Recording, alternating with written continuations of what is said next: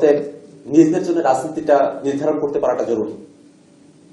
এখানে অনেক ব্যবসায়ী উদ্যোক্তারা আছেন যারা এসে বলেছেন যে তারা রাজনীতির সঙ্গে কখনোই যুক্ত ছিলেন না, কোনো দলের নন। এটা সত্য যে আমাদের সবাইকে সরাসরি কোনো রাজনৈতিক দলের অনুগামী হতে হবে, এটা প্রয়োজনীয় না।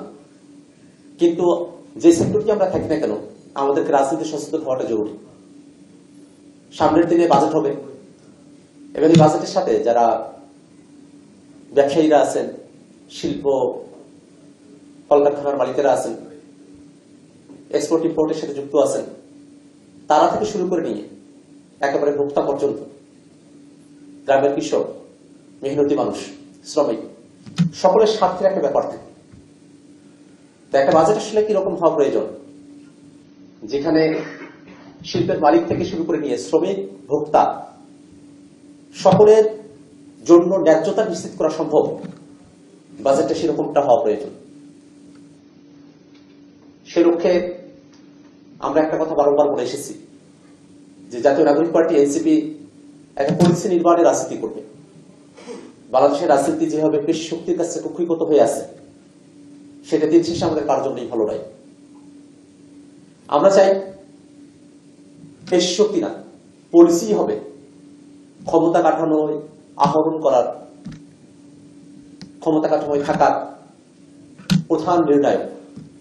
এবং সে লক্ষ্যেই জাতীয় নাগরিক পার্টি এনসিপি দেশের শিক্ষা, চিকিৎসা, সামরিক এবং এই শিল্প, বাণিজ্য, কৃষি, প্রতিটি সেক্টরে আমরা আমাদের যারা বন্ধুরা আছেন, শুভাকাঙ্ক্ষীরা আছেন, তাদের সঙ্গে আলাপ আলোচনার মধ্য দিয়ে দেশের জন্য সব থেকে ভালো যে পরিস্থিতি আছে সেটা খুঁজে বের করার চেষ্টা করছে।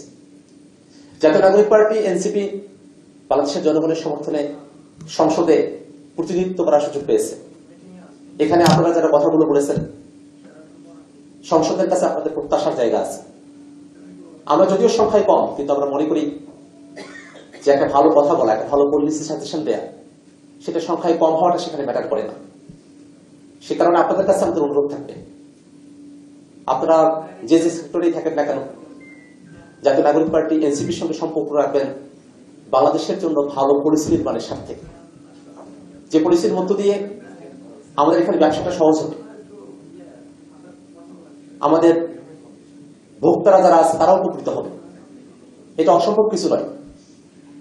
সকলের জন্য একটা ন্যায্যতা নিশ্চিত করার মতো একটা পলিসি কাঠামোর দিকে যাতে আমরা অগ্রসর হতে পারি, সেই জন্য আপনারা যারা আজকে এখানে এসেছেন এবং যারা দেখছেন, তাদের সকলের কাছে আমাদের অনুরোধ থাকবে যে আপনারা এনসিপিকেও পরামর্শ